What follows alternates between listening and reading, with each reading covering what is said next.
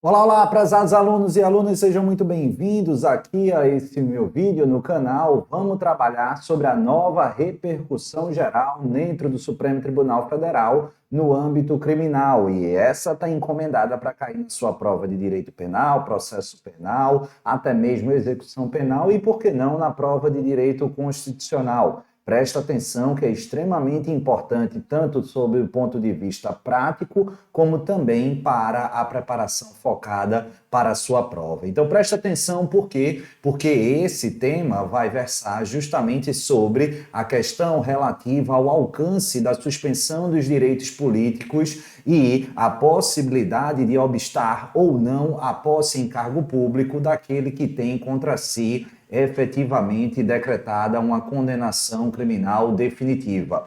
E o tema, doutores e doutoras, perpassa justamente pela compreensão efetiva da inteligência do artigo 15 da Constituição. É lá, nesse dispositivo, que a gente vai identificar as hipóteses de perda ou suspensão dos direitos políticos. Vale registrar que a perda de um direito político somente vai ocorrer em casos excepcionalíssimos. Na verdade, apenas quando a gente tiver aí o cancelamento, a anulação e a superação de nacionalidade, de naturalização. Todas as demais hipóteses lá alinhavadas no âmbito do artigo 15 da Carta Magna vai veicular situações de suspensão, ou seja, de uma situação temporária na qual a gente não poderá exercer os seus poderes políticos. E, fundamentalmente, lá no inciso 3º, a gente vai encontrar que haverá suspensão dos direitos políticos quando houver condenação criminal transitada em julgado enquanto durarem os seus efeitos. Ou seja, corroborando aquilo que eu vinha falando,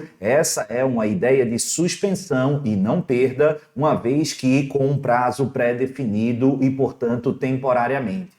A grande questão, doutores e doutoras, e isso eu quero destacar para os senhores e para as senhoras, é justamente o que é que configura essa questão relativa a esses direitos políticos. Porque há uma série de situações, qual é a abrangência, direito político positivo, negativo, ativo, passivo, mas basicamente de forma muito restrita e de forma muito direta, a gente deve compreender o alcance dessa norma aqui do artigo 15, destacadamente no inciso 3º, que o legislador constituinte almejou que aquele que tem contra si uma condenação transitada em julgado na área criminal, ele fique temporariamente alheio e suspenso das questões relativas ao escrutínio eleitoral, ou seja, referente ao direito de votar e ser votado. Então você não pode se candidatar a cargos eletivos e tampouco poderá, doutores e doutoras, o que também exercer o seu direito a voto.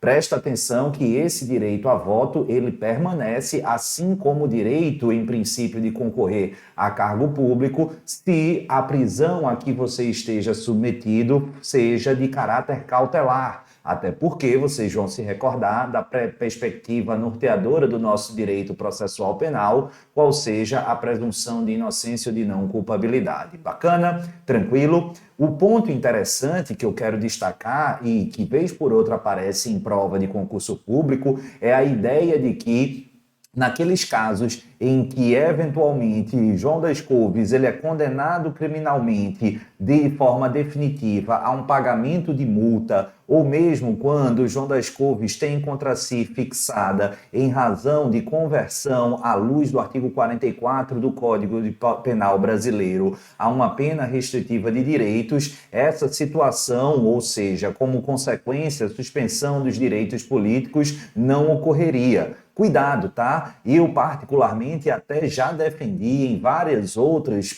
casos em que atuo como defensor público, mas o Supremo Tribunal Federal enfrentou essa temática no tema 370, também em repercussão geral, lá atrás, em outubro de 2019. E, à época, fixou-se o entendimento justamente no seguinte sentido: a suspensão dos direitos políticos previstos no artigo 15, inciso 3º da Constituição, aplica-se no caso de substituição da pena privativa de liberdade pela restritiva de direitos. Ou seja, pouco importa se o crime é culposo, doloso, se houve conversão em pena privativa pena privativa de liberdade em restritiva de direitos, ou se, no âmbito criminal, a condenação foi exclusivamente a uma pena pecuniária, uma pena de multa. Toda e qualquer condenação criminal definitiva ensejará, enquanto durar os seus efeitos, enquanto perdurar os seus efeitos, até o momento em que houver a extinção da punibilidade,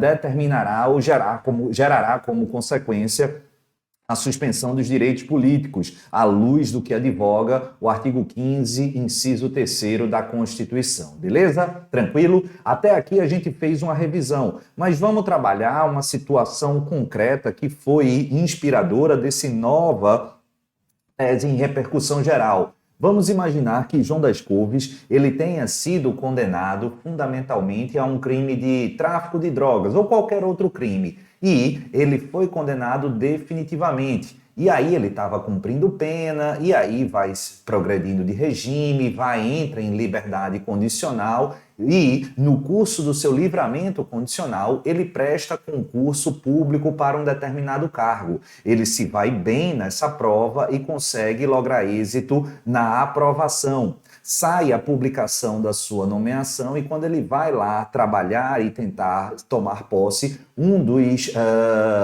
quesitos, como é que eu posso dizer?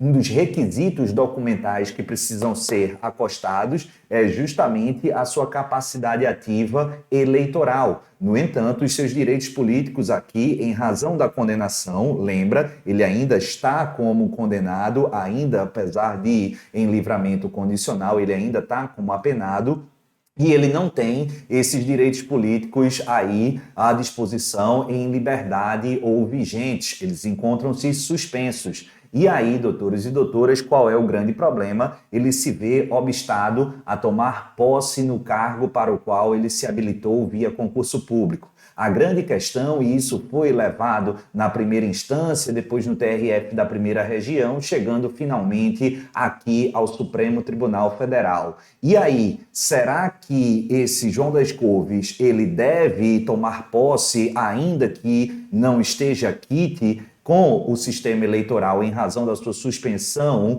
dos direitos políticos ou, ao contrário, essa suspensão de direitos políticos ele inviabiliza, por consequência, outras atividades, outras atuações que são inerentes ou que exigem essa capacidade ativa. Preste atenção, doutores e doutoras, que o Supremo Tribunal Federal, na minha humilde visão, entendeu e se posicionou de forma correta, adequada e ponderando interesses aqui.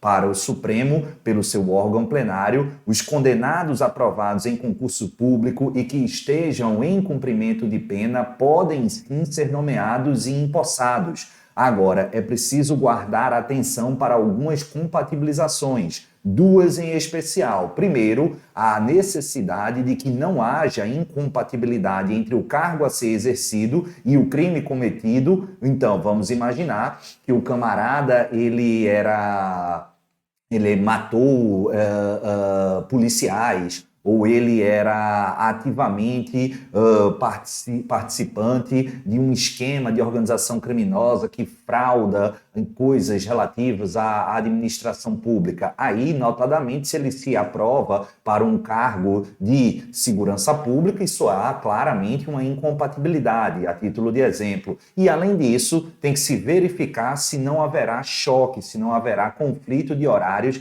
entre a jornada de trabalho e o regime de cumprimento de pena, beleza? Tranquilo? Então, havendo essa compatibilidade, a regra é justamente de que, mesmo você condenado com os seus direitos políticos suspensos, você pode sim tomar posse e exercer o cargo público. Nessa ótica, doutores e doutoras, prevaleceu o voto do ministro Alexandre de Moraes, numa interpretação adequada e correta, na minha visão, de alguns preceitos do nosso texto constitucional, entre eles, lá no artigo 5º, aliás, no artigo 1º, incisos 3º e 4º da Carta Magna, que vão tratar, dentre o fundamento da nossa República, a dignidade da pessoa humana e, principalmente, o valor social do trabalho. Então, veja só, como é que o trabalho é um fundamento da República, o trabalho está no corpo da Lei de Execução Penal como um dos principais instrumentos facilitadores e viabilizadores da reinserção social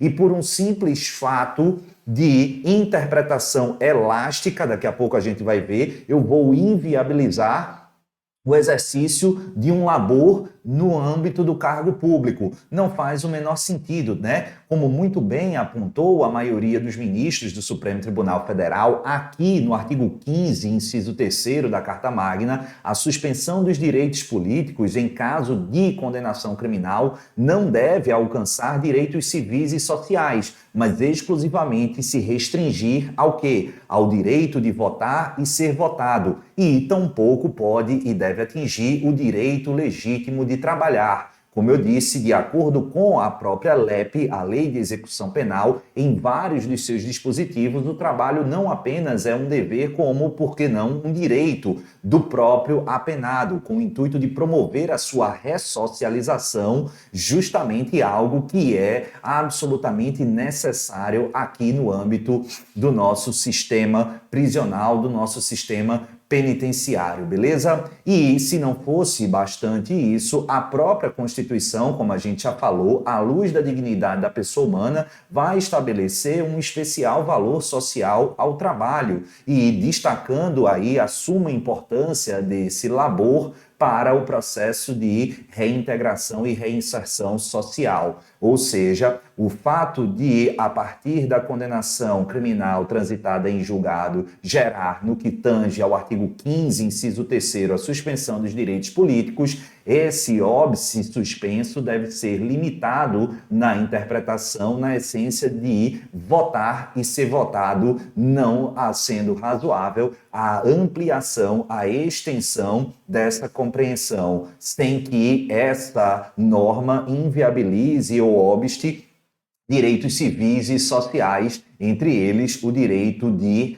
trabalho. Beleza? Bacana? Então, para a gente finalizar, como é que ficou a tese consolidada lá no Supremo Tribunal Federal? Eu acho que eu vou deixar aí nos comentários, aliás, nos comentários não, na descrição do vídeo para facilitar, mas está aí na tela a suspensão de direitos políticos previstos no artigo 15, inciso 3º da Constituição, condenação criminal transitada em julgado enquanto durarem seus efeitos, não impede a nomeação e posse de candidato aprovado em concurso público, desde que não incompatível com a infração praticada em respeito à dignidade da pessoa humana e do valor social do trabalho e do dever do Estado em proporcionar as condições necessárias para a harmônica integração social do condenado, o objetivo principal da execução penal, nos termos do artigo 1º da LEP. O início efetivo do exercício do cargo também ficará condicionado ao regime de pena ou à decisão judicial do juízo das execuções, que analisará a compatibilidade de horários. Bacana? Tranquilo? Espero que vocês tenham gostado. Não se esqueçam,